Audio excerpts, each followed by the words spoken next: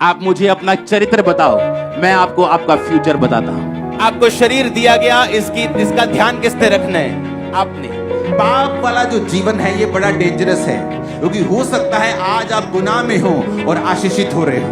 Worship करना बड़ा आसान है, लेकिन सोमवार मंगलवार जब अपने कामों पे आप लौट जाओगे तब पवित्रता में बना के रखना अपने आप को, ये मुश्किल है। मैं तो दसदा वो दुष्ट व्यक्ति ही हो सकता है ਜਿਹੜਾ ਇਸ ਟਾਈਮ व्यभिचार ਦੇ ਵਿੱਚ ਹੋਏ और हीलिंग प्रेयर ਦੇ ਵਿੱਚ आमीन आमीन करता हो।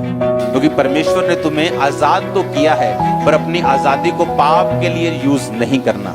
पवित्र पवित्र पवित्र सेनाओं का यहोवा। आप अपना कैरेक्टर कभी बदल नहीं सकते। एक व्यभिचारी कभी चेंज नहीं होता।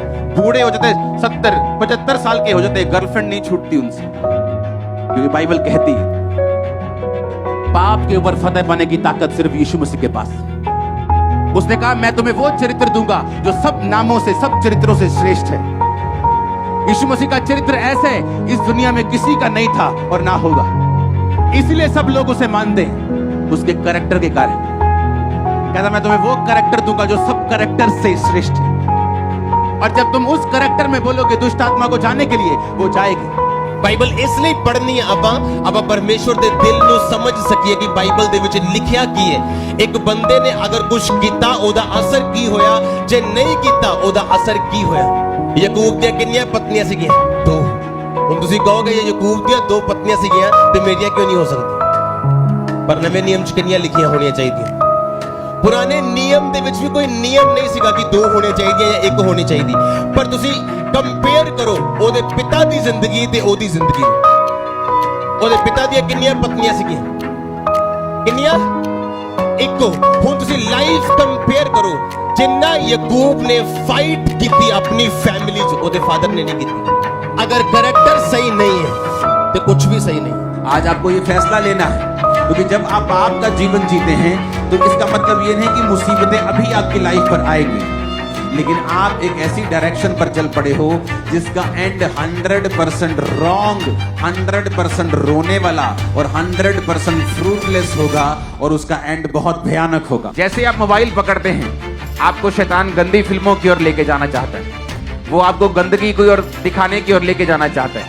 इसलिए जो पहले गंदगी कभी आपके फोन में नहीं आई, वो आपके फोन में आना स्टार्ट होती, और लोगों को ये बात पता नहीं कि जब आप व्यभिचार की ओर जाएंगे और पवित्रता को ब्रेक कर देंगे, तो वचन कहता है कि पराये तेरी कमाई से अपने फल को, अपने पेट को भरेंगे। यानी तेरा फाइनेंस तेरे फायदे का नहीं होगा, उससे दूसरे लोग फायदा उठाएंगे, लेकिन तुझे कोई भी फायदा नहीं मिलेगा। क्या आप इमेजिन कर सकते हैं एक शरीर का काम आप और आपके परिवार और जनरेशन के नाश होने का कारण बन सकता है, और उसी शरीर के काम से फ्री होना आपकी और आपके जनरेशन की ब्लेसिंग का कारण भी बन सकता है। मेरा विश्वास है कि यीशु मसीह के नाम के ऊपर मेरा फेथ है, तो क्या मैं व्यभिचार कर सकता हूं? तो इसका मतलब मैं झूठा हूं, क्योंकि मुझे मेरा विश्वास थोथा है, खोखला है। मैं सिर्फ नाम का एक सिंगर हूं, नाम का विश्वासी हूं कि मुझे यीशु मसीह के नाम के ऊपर विश्वास है, लेकिन फिर भी व्यभिचार में हूं। अगर मेरा विश्वास जीसस क्राइस्ट के नाम अनोमा चरित्र के ऊपर है, तो मेरा चरित्र भी कैसा होना चाहिए? उसी के जैसा, क्योंकि मुझे विश्वास है उसके चरित्र के ऊपर।